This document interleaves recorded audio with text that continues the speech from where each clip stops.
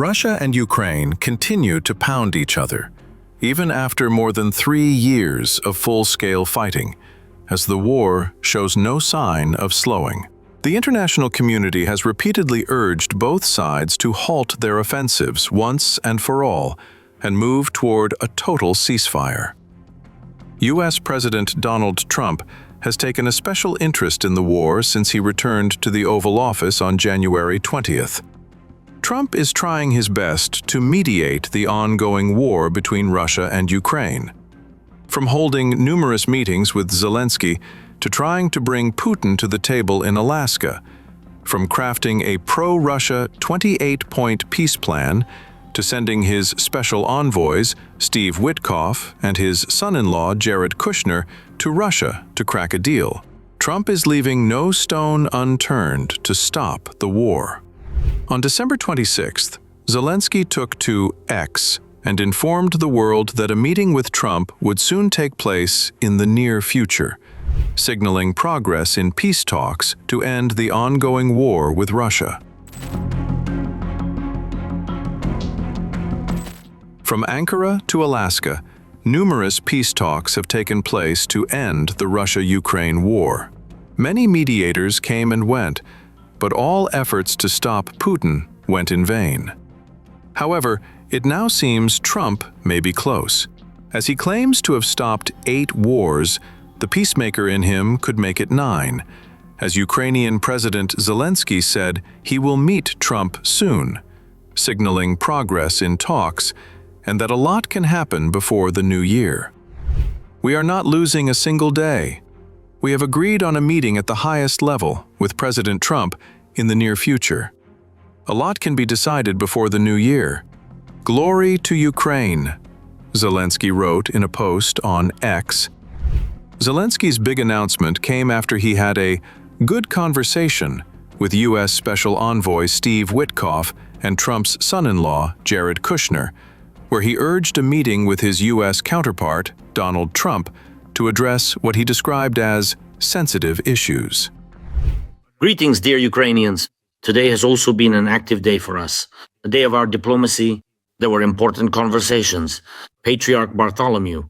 I am grateful for the Christmas greetings to Ukraine and all Ukrainians, as well as for the clear support of true values of peace and respect for human life, for the protection of life.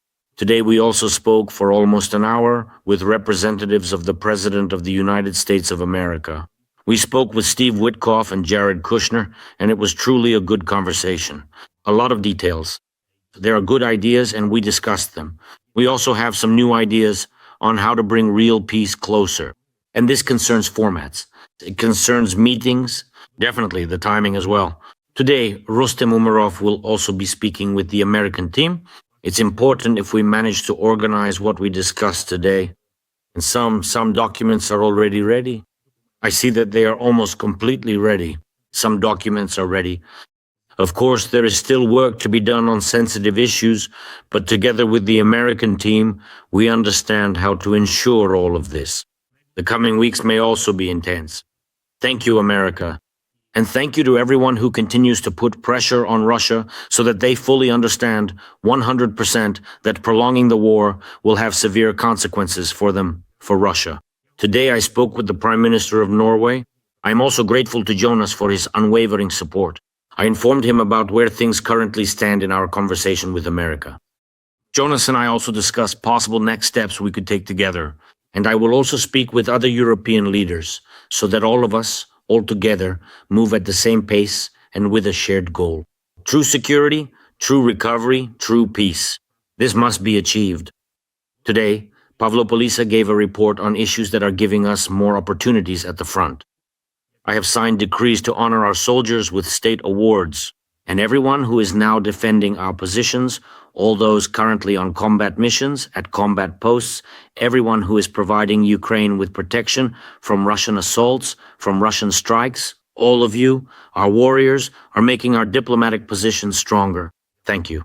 Thank you to everyone who fights for Ukraine as if for themselves. Christ is born. Let us glorify him. Glory to Ukraine. On the 23rd, Zelenskyy laid down a condition. saying he is open to pulling Ukrainian troops out of the country's eastern industrial region as part of a broader effort to end the war, provided Russia also withdraws its forces and the territory is turned into a demilitarized zone monitored by international forces. Zelensky's comments came after lengthy negotiations in the U.S. state of Florida over a 20-point plan, while Russia examined the latest draft. Although Russian Foreign Ministry spokeswoman Maria Zakharova said on December 25th that the peace talks were making slow but steady progress, Moscow has offered no sign that it is willing to pull back from territories it has taken control of. In the negotiation process regarding the Ukrainian settlement, by which I mean the negotiations with the United States of America, there is slow but steady progress being made. And it is accompanied, as has happened repeatedly. It has been marked by extremely harmful and even malicious attempts by a group of states, primarily these very Western European ones, to torpedo these efforts, to derail all the diplomatic progress that has been achieved. In our dialogue with the American administration, we consistently urge our colleagues to actively counteract this destructive process. Zelenskyy was satisfied that the revised 20-point draft marked a major shift, allowing Ukraine to maintain its 800,000-strong peacetime army and securing stronger security guarantees from the U.S. and European allies. However, Moscow continues to demand that Ukraine surrender the remaining parts of the Donbas under its control, which Kyiv has firmly rejected. Russia currently occupies most of Luhansk and roughly 70% of Donetsk, the two regions that make up the Donbas. This is the most difficult point, according to Zelenskyy. While peace talks continue, on the ground, both countries are still striking each other. One person was killed and 3 others injured when a guided aerial bomb struck a home in Ukraine's Zaporizhia region, officials said on December 26th. Overnight, Russian drone attacks on Mykolaiv cut power to parts of the city, while strikes damaged energy and port infrastructure in Odesa on the Black Sea.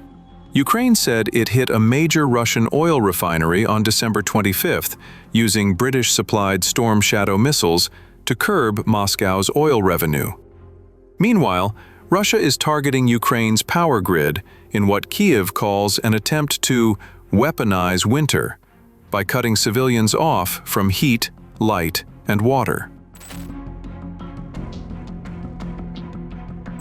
In his Christmas Eve address, President Volodymyr Zelenskyy said Ukrainians share one wish as the heavens open. May he perish, alluding to the death of Vladimir Putin without naming him. He added that while such thoughts may arise, Ukrainians ultimately pray for something greater: peace for Ukraine. Today we stand side by side.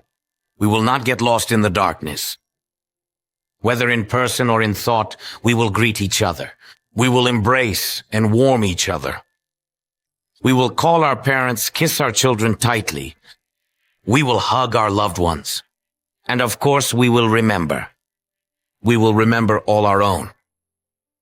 And as long as all this lives in our hearts, as long as the human being inside us lives, as long as our faith has not faded, and as long as this simple yet powerful human desire to live endures, then evil has no chance. And here is further proof of that. Our wonderful children, who these days gather together, dress up in different costumes, and go out just as they once did, to announce to people the joyful news of the birth of the Son of God. And just as it was before, we open our doors and open our hearts, and we preserve these traditions of ours, just as we all once sang our carols together. And it is so important and valuable that all of this has been preserved, has not disappeared, has not been erased, has not been forgotten. And it continues and lives on. And as long as this happens, we have not disappeared. As long as this lasts, life will prevail, and Ukraine will be preserved. Dear people, for a long time, Ukrainians have believed that on Christmas night, the heavens open. And if you tell them your dream, it will surely come true. Today we all share the same dream. And we all make the same wish that he would perish, each of us says to ourselves. But when we turn to God, of course, we ask for more. We ask for peace for Ukraine. We fight for this noble cause, and we pray for this profound hope, and we truly deserve it. For every Ukrainian family to live in harmony, peace, and prosperity. For every Ukrainian child to rejoice at a gift, to smile, to keep that precious childlike faith in goodness and miracles.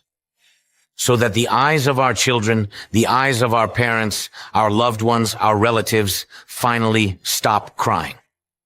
So that goodness and truth will prevail. So that there will be a victory of peace. And so that we will be, and so that Ukraine will be. And without fail. The day will come when everyone gathers at home for the first peaceful year of a peaceful Christmas. And they will say to each other, Christ is born. Let us glorify him. I congratulate all of you on this holiday, dear Ukrainians, to each and every one of you. I wish you a Merry Christmas, delicious kutia, and of course, peace for all of us. Take care of yourselves, take care of your families, take care of our Ukraine. Christ is born. Let us glorify him.